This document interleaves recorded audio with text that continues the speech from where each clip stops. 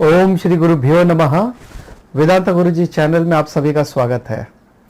तो आज हम डिस्कस कर रहे हैं योग सूत्र में, और हमारा जो सब्जेक्ट मैटर है वो बहुत ही इंपॉर्टेंट सब्जेक्ट मैटर है हर किसी के लिए, कि हमारा माइंड डिस्ट्रैक्ट क्यों होता है, अगर होता है तो उसे किस तरह से हम फिर से व्यवस्थित कर सके, अपने माइंड को शांत कर सके और उसे निर्मल बना सकें।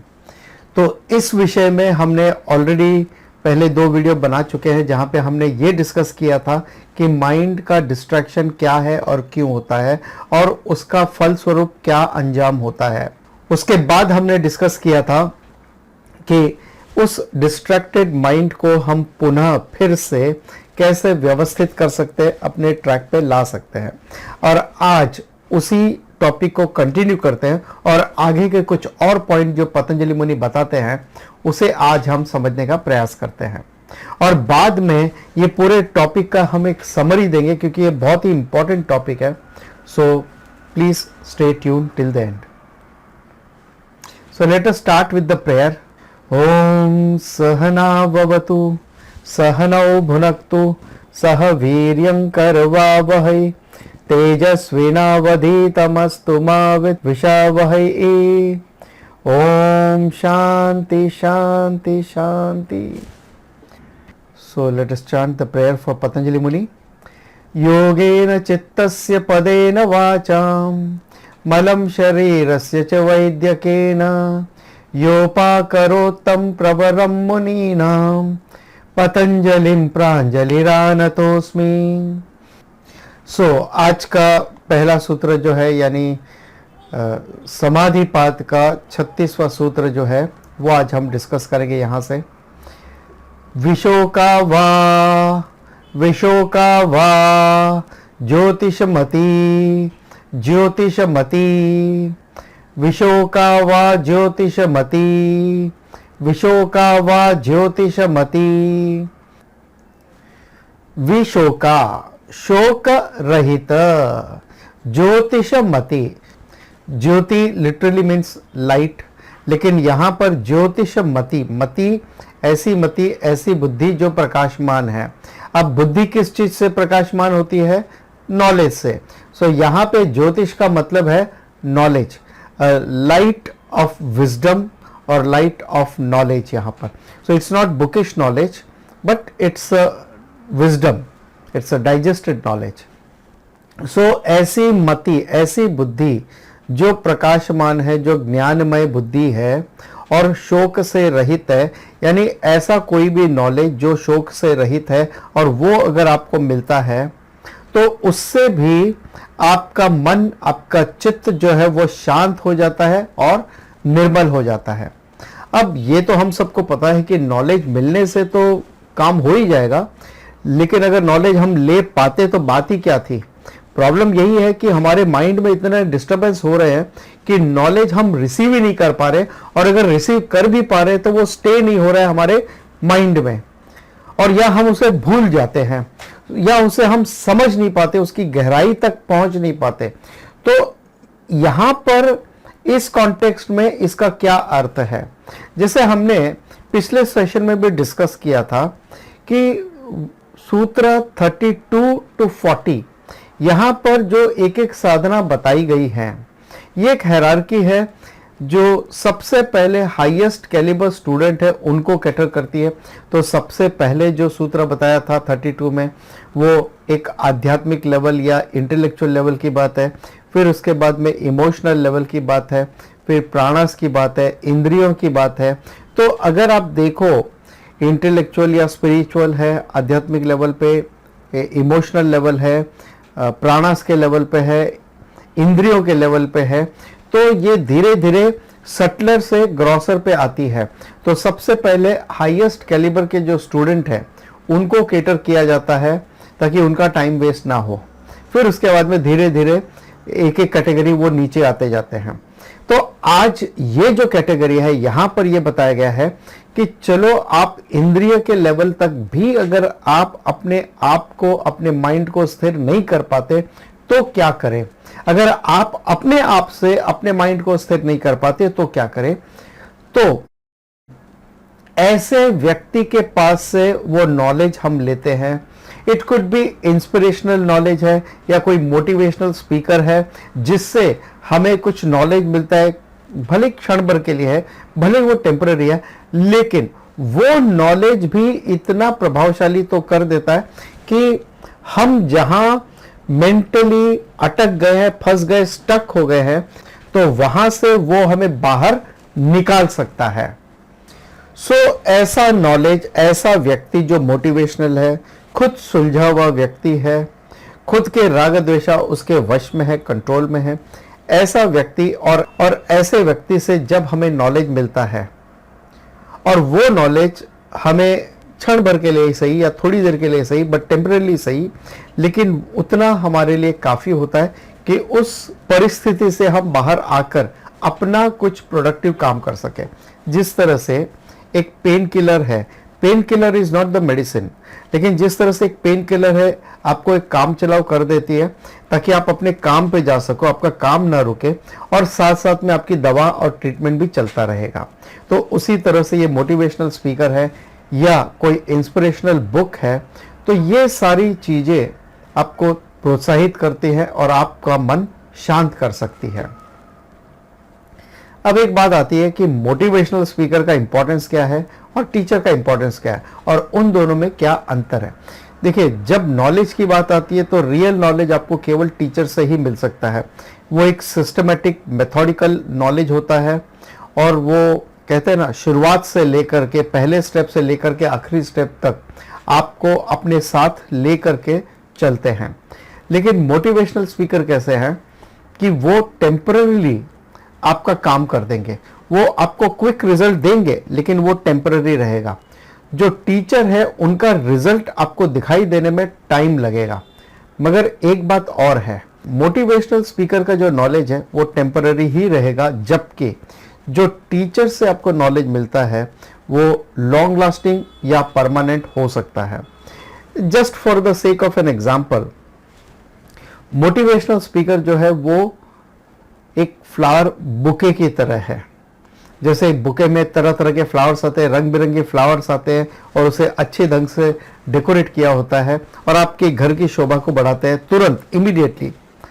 लेकिन सुबह जो बुके आया था, शाम तक वो मुरझा जाता है, उसे फिर डस्टबिन में ही फेंकना पड़ता है। लेकिन जो टीचर है वो फ्लावर प्लांट की तरह है। वो प्लांट जिसको अगर आप आज लगाते हो, उसको खाद पानी देते हो, उसको मेंटेन करते हो, तो कुछ महीनों के बाद उसमें एक आधा फ्लावर आएगा।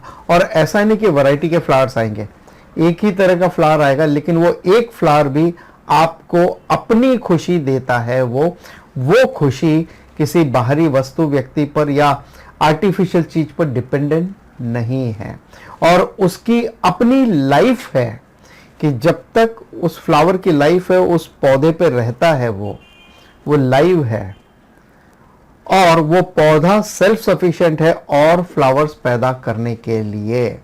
सो जो टीचर है वो आपको सेल्फ सफिशिएंट बनाता है, इनफैक्ट सेल्फ मोटिवेटर भी बनाता है। और टीचर के सानिध्य में रह के जो आप नॉलेज हासिल करते हो, so you become the motivational speaker for others. ये एक बहुत बड़ा फर्क है एक मोटिवेशनल स्पीकर में और एक टीचर में। जैसे कबीरदास जी कहते हैं, पारस में और संत में बड़ो ही अंतर जान, एक लोहा कंचन करे, एक करे आप समान। सो मोटिवेशनल स्पीकर को सुन करके आप थोड़ी देर के लिए प्रोत्साहित तो हो सकते हो, लेकिन वो प्रोत्साहन आप दूसरों तक पास ऑन नहीं कर सकते। लेकिन जो टीचर से नॉलेज आपने हासिल किया, तो आप खुद सेल्फ सफिशिएंट हो जाते हो अपने आप को प्रोत्साहित करने के लिए, मोटिवेट करने के लिए, और साथ ही साथ आप दूसरों को भी मोटिवेट कर सकते हैं। सो पारस में और संत में बड़ो ही अंतर जान। So no doubt motivational speaker का अपना रोल है, और जैसे मैंने कहा पेन किलर्स का भी अपना रोल है, but pain killers are not medicines, pain killers are pain killers, right? So don't give black market value to pain killers as medicine.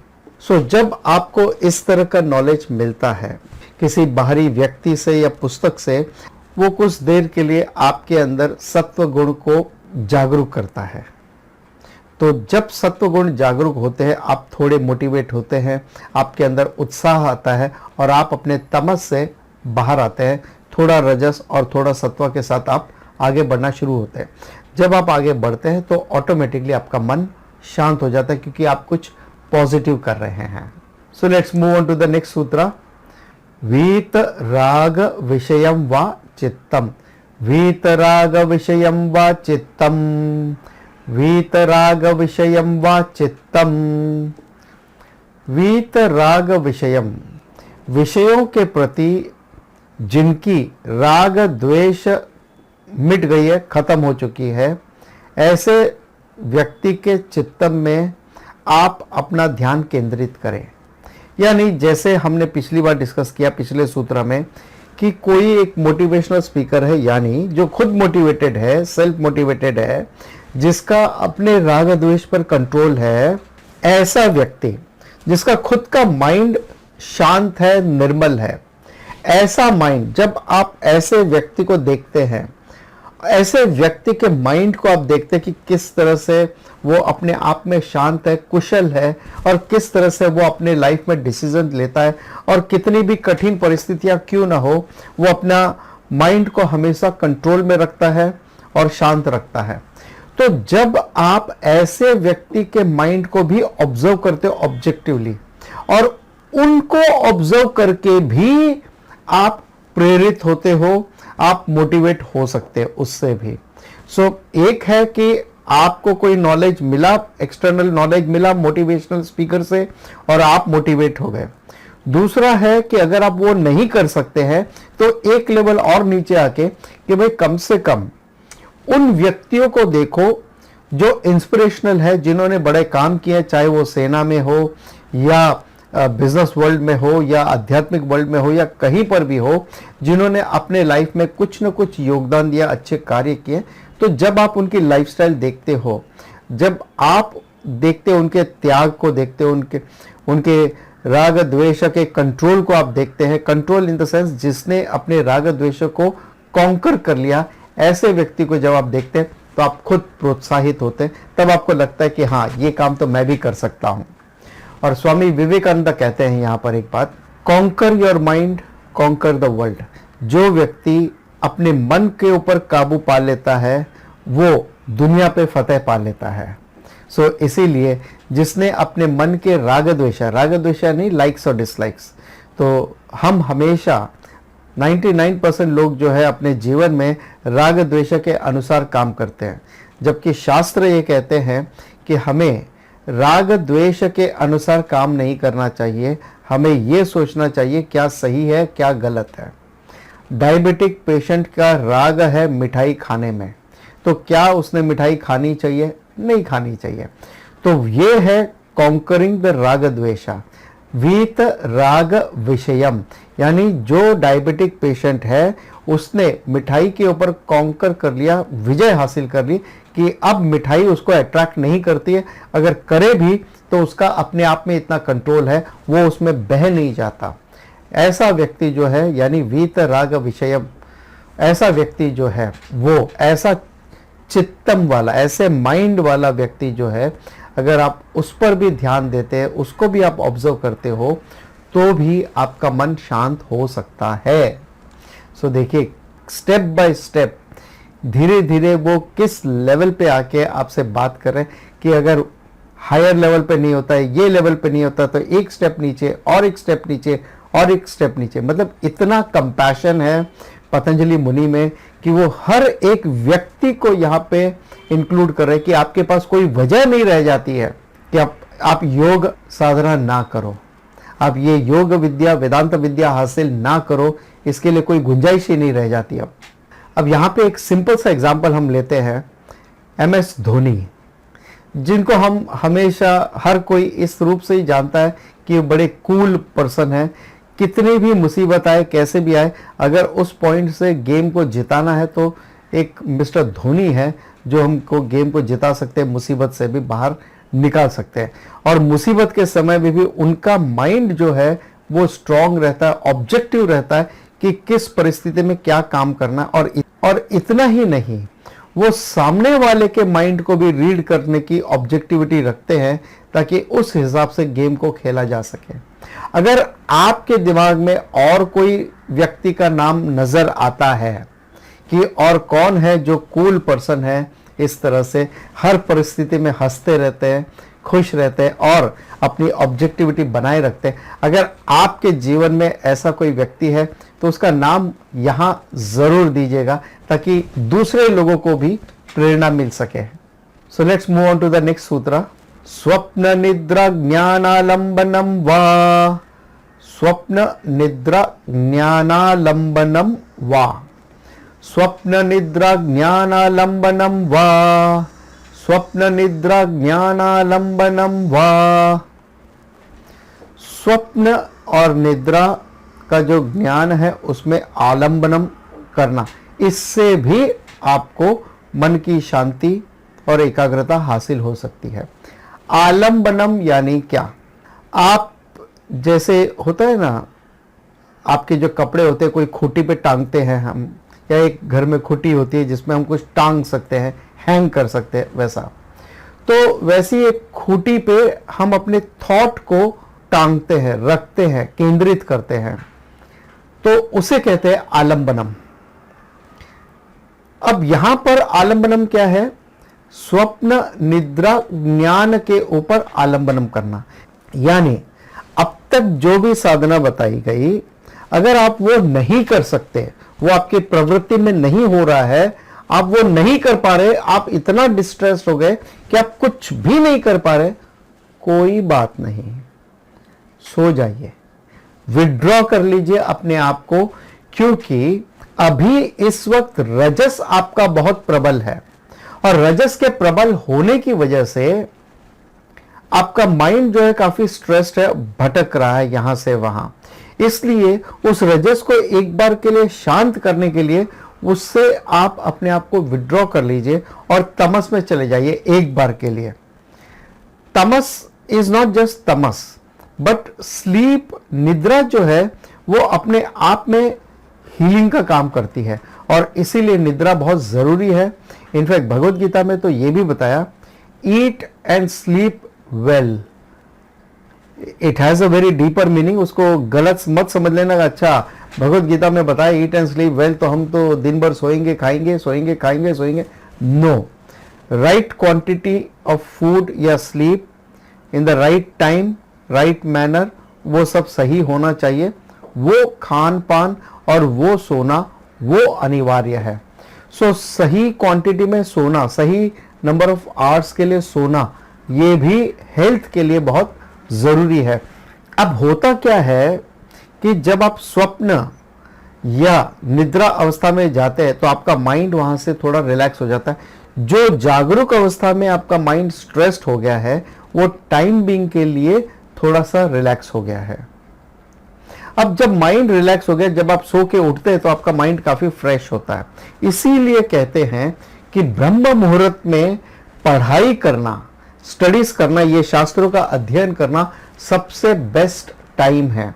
In fact उठने के बाद, फ्रेश होने के बाद सबसे पहले स्वाध्याय करना है, अध्ययन करना है शास्त्रों का। उसके बाद आप योगा वगैरह दूसरा कुछ करना है तो आप कर सकते हो, क्योंकि सबसे पहले माइंड आपका क्लीन होना चाहिए, उसके बाद में शरीर क्लीन होना चाहिए। तो अज्ञानम को सबसे पहले क्लीन करते हैं, बाद में शरीर को क्लीन करते हैं।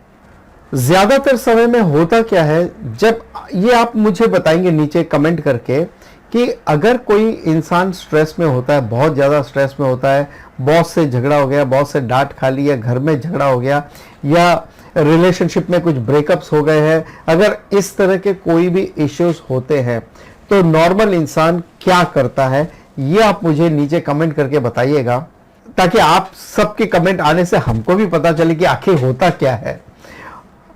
लेकिन शास्त्र यहां पे कहते हैं कि आप स्वप्न और निद्रा का जो ज्ञान है वो उसके ऊपर अपने थॉट को रखिए और उसके बाद में भी आपका मन शांत हो जाएगा। तो स्वप्न और निद्रा में क्या ज्ञान है? निद्रा में, निद्रा यानी डीप स्लीप। क्या डीप स्लीप में कोई नॉलेज मिलता है? बिल्कुल नहीं। It is nothingness. It is like you are with your original nature. You are totally in the unmanifest form, आप पूरी तरह से अव्यक्त अवस्था में पहुंच गए, बीज रूप से आप पहुंच गए हो। फिर से आप रीस्टार्ट करते हो। जैसे कई बार होता है ना कि आपका फोन हैंग हो रहा है या आपका लैपटॉप या कंप्यूटर हैंग हो रहा है, तो आप क्या करते हो, उसको स्विच ऑफ करके स्विच ऑन करते हो, तो जितने भी ग्लिचेस हैं वो सब निकल जाते हैं। उसी तरह से मेंटल ग्लिचेस जितने भी है वो सब निकल जाएंगे एक बार आप निद्रा में चले जाते हो तो। दूसरी बात, स्वप्न में तो कई बार जो अच्छे स्वप्न और जो आते हैं उसकी वजह से भी आपका माइंड थोड़ा फ्रेश हो जाता है, आपका माइंड सोने से ऐसे भी थोड़ा रिलैक्स हो जाता है। बट इसका मतलब ये नहीं है कि हर बार जब कभी स्ट्रेस हो तो चलो सो जाते हैं और दिन भर सोए रहे, क्योंकि दिन भर हमको जागते के साथ में स्ट्रेस होता है। नहीं, सॉल्यूशन तो पता करना ही है कि अगर हमारा इंटरेक्शन होने से अगर मुझे स्ट्रेस होता है तो वो इंटरेक्शन में हम कहाँ पे सुधार करें जिससे मुझे स्ट्रेस ना हो, वो इम्पोर्टेंट है। सो स्वामी रामतीर्थ यहाँ पे एक बात कहते हैं इस विषय पे। वो कहते हैं कि हम अपने निद्रा को यूटिलाइज ही नहीं करते हैं। हम यही काउंट करते हैं कि हम जो 8 घंटे सो रहे हो तो गए, हम जो ये 16 घंटे हैं उसी में हम कुछ कर सकते हैं। उसमें भी बहुत सारा टाइम जो है इधर उधर बाकी नेसेसरी चीज़ों में चला जाता है, लेकिन ये 8 घंटे तो हमारे लिए वेस्ट है। लेकिन स्वामी रामतीर्थ कहते हैं इस 8 घंटे को भी आप यूटिलाइज कर सकते हो। इवन शास्त्र भी अभी यही बात कर रहा है। इसको हम कैसे यूटिलाइज करें, अपनी निद्रा को हम कैसे यूटिलाइज करें?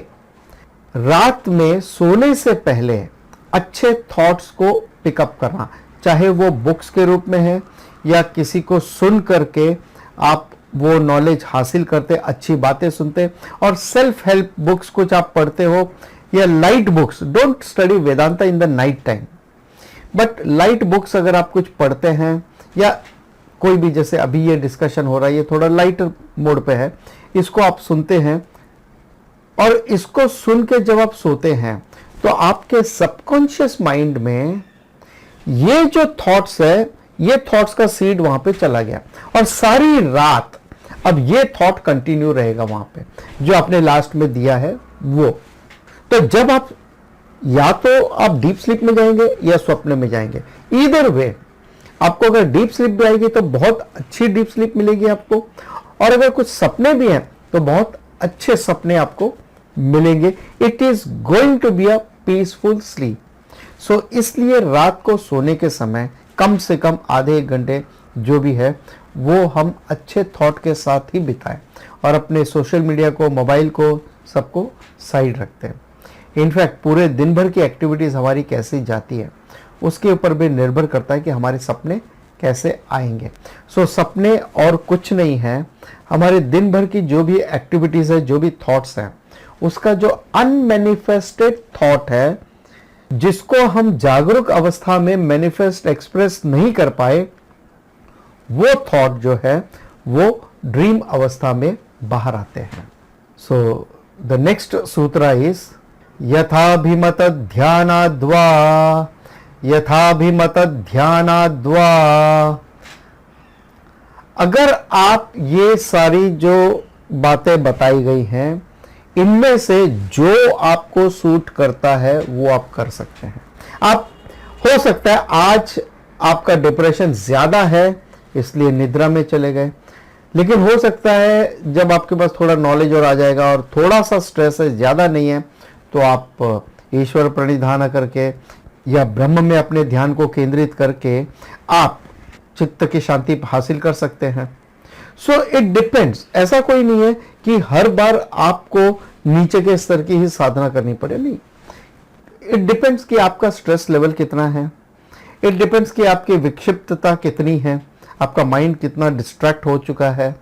तो ये सारी बातें हैं और कितने इंटेंसिटी के साथ में, इन सब बातों के हिसाब से वो डिपेंड करता है कि you start with higher to lower, और वो आपको पता चल जाए कि आप क्या करना चाहोगे उस समय पे। सो इन शॉर्ट यहाँ पे ये बताया गया है कि अगर आप ये कोई साधना नहीं कर सकते हो तो आपको जो ठीक लगे वो कर लो, कोई प्रॉब्लम नहीं है, एज लॉन्ग एज वो साधना है, इंटेलिजेंस नहीं है। कुछ लोग जब बहुत ज़्यादा स्ट्रेस होते हैं तो या तो वो वर्कोहलिक हो जाते हैं, या अल्कोहलिक हो जाते हैं, या शॉपोहलिक हो जाते हैं. That is not the solution. Solution is आप कोई भी अच्छी साधना करें जिसका परिणाम कुछ न कुछ पॉजिटिव होना चाहिए. अब मैं यहाँ पे कुछ बातें सजेस्ट करता हूं जिसको आप भी ट्राई कर सकते हैं. जैसे आप वॉक पे चले जाइए, थोड़ा सा साइकिलिंग करना है, स्विमिंग करना है, स्पोर्ट्स खेलना है, वो आप कर सकते हो. इसके अलावा आपका कबर्ड आप क्लीन कर सकते हैं, आप आपके ड्रॉवर को क्लीन कर सकते हैं, रीअरेंज कर सकते हैं. ये सारी बातें भी आपको आपके लिए बहुत हेल्पफुल होती है. और कई बार क्या होता है, जब हम अपने घर के जो कई दिनों से हमें लगता है कि घर में बहुत कुछ जमा हो चुका है, उसको कम करना है, तो आप वो सारा ड्रॉवर है या कबर्ड है वो पोर्शन खाली कीजिए और उसमें से जो निकाल के फेंक देना है फेंक दो, एंड फिर से रीअरेंज करके रख दो अपने कबर्ड को. जब आप देखोगे कि आपका कबर्ड जो रीअरेंज हो गया है तो आपका माइंड भी रीअरेंज हो जाता है. सो ये बहुत छोटी छोटी टिप्स है, बट ये आपके बहुत काम आ सकती है. It really works well. या इवन वॉकिंग है with the nature. Don't walk with Walkman और हेडफोन लगा के नहीं, और वॉक कीजिए, अपने आप के साथ में वॉक कीजिए, क्योंकि जब हम वॉक करते हैं तो हमारी पॉजिटिव एनर्जी भी चार्ज होती है उस समय, और उस समय अच्छे थॉट्स आते हैं, अच्छे विचार आते हैं, और उस समय आपका माइंड भी काफ़ी एक्टिव होता है जब बॉडी एक्टिव होने लगती है तब. अगर आप एक ही जगह बैठे रहेंगे तो माइंड भी आपका डल हो जाता है. सो वॉक कीजिए, ट्रैकिंग पे जाइए, स्विमिंग कीजिए, स्पोर्ट्स के लिए, इधर वे आप कुछ भी ऐसी एक्टिविटीज कर सकते हैं. सो द नेक्स्ट सूत्र इज परमाणु परम महत्वान्तोस्य वशीकारः.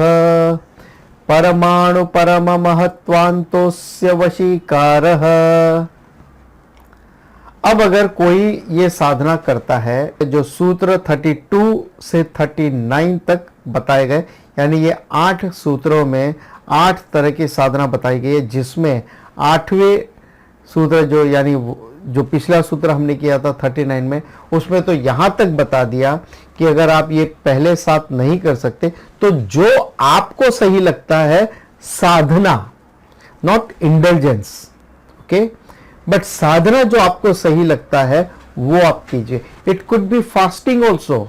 बिलीव मी, अगर आप फास्ट भी करते हो, एक होता है कि आप स्ट्रेस ईटिंग करते हैं, आप ओवर ईटिंग करते हैं, दूसरा होता है कि आप फास्टिंग करते हैं, तो फास्टिंग का अपना एक पॉजिटिव रिजल्ट आपको देखने मिलता है. That also gives you happiness, that is also Sadhana in fact. तो वो भी आप ट्राई कर सकते हैं. सो इस तरह से अभ्यास करते करते, ये जो सूत्र 32 टू 39 के बीच में जो भी बातें बताई गई हैं, इस तरह से अभ्यास करते करते, ये एक दिन का अभ्यास नहीं है, ये निरंतर अभ्यास है. कोई भी साधना जो है वो एक दिन के लिए नहीं है, वो निरंतर है. आप 4 दिन साधना करोगे और कहोगे यार मुझे तो कोई फल ही नहीं मिलेगा, नहीं मिलेगा. जब तक आप निरंतर साधना नहीं करोगे तब तक आपको उसका सही परिणाम नहीं मिलेगा. ये आप समझ के चलिएगा.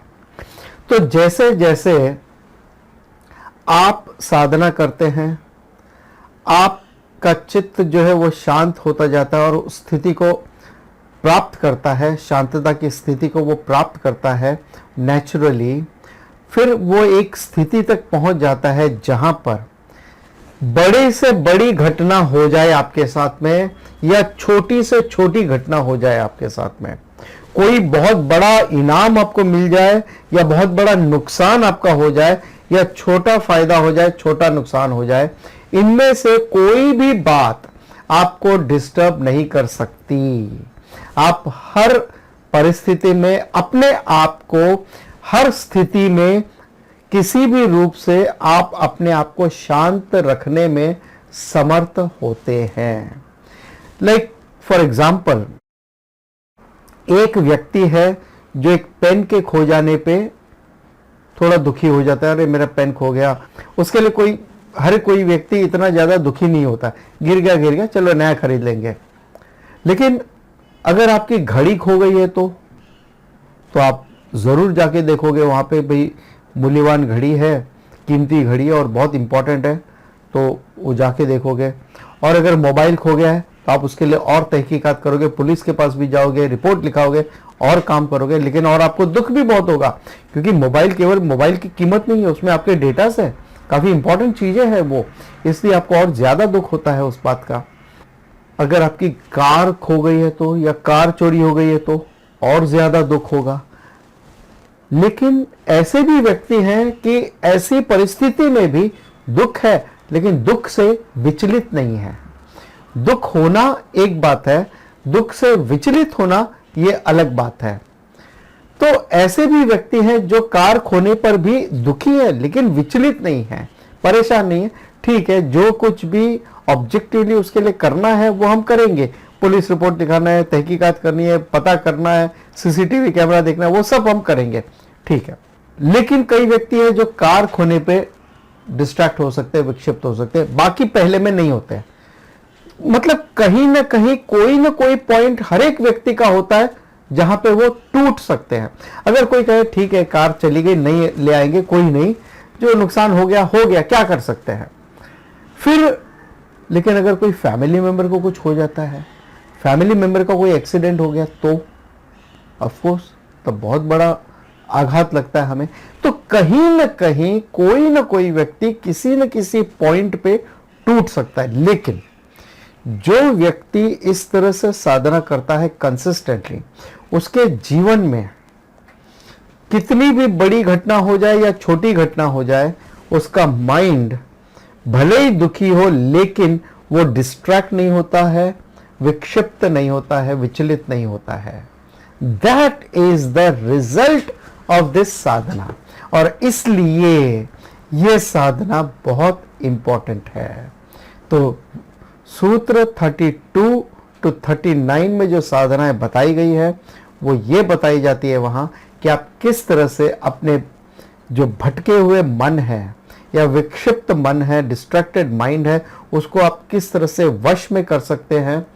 जैसे स्वामी विवेकानंद जी कहते हैं, conquer your mind, conquer the world. So next session में हम इस पूरे टॉपिक को समराइज करने का प्रयत्न करेंगे, सूत्र 30 से लेकर के सूत्र 40 तक को, कि हमारा माइंड डिस्ट्रैक्ट क्यों होता है और डिस्ट्रैक्ट होने के बाद में उसके क्या परिणाम हैं, और अगर ये परिणाम है और उससे आपको बाहर निकलना है तो आप उससे कैसे बाहर निकल सकते हैं। और जब आप अपनी साधना करते हैं अच्छी तरह से तो उस साधना का परिणाम क्या होता है, जो हमने सूत्र 40 में डिस्कस किया। तो ये सारी बातों को हम समराइज करेंगे एक बार फिर से, क्योंकि ये बहुत ही इंपॉर्टेंट टॉपिक है। तो एक नटशेल में हम इसको ज़रूर से देखेंगे। अगर आपके कुछ प्रश्न हैं तो आप नीचे दे सकते हैं, अगर आपके कुछ कमेंट है तो आप नीचे कमेंट में भेज सकते हैं। नेक्स्ट सेशन जो होगा हमारा, नेक्स्ट वीक का सेशन, वो Q&A का सेशन है।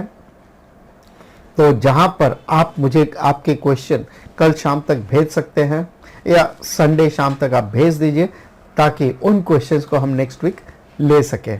तो महीने के पहले शनिवार को होता है हमारा Q&A सेशन। आप कभी भी आपके क्वेश्चन हमें भेज सकते हैं, किसी भी वीडियो के नीचे कमेंट करके भेज सकते हैं, या टेलीग्राम का लिंक नीचे दिया गया है, आप उसे ज्वाइन कर सकते हैं। तो आप कहीं पर भी आप हमें आपके क्वेश्चंस भेज सकते हैं। और अगर आपको ये टॉपिक पसंद आता है, ये सब्जेक्ट मैटर पसंद आता है, ये टीचिंग पसंद आती है, तो आप इसको लाइक कर सकते हैं, शेयर कर सकते हैं दूसरों के साथ में, ताकि अच्छा नॉलेज जब दूसरों को भी मिलता है तो उनका स्ट्रेस भी कम हो जाएगा।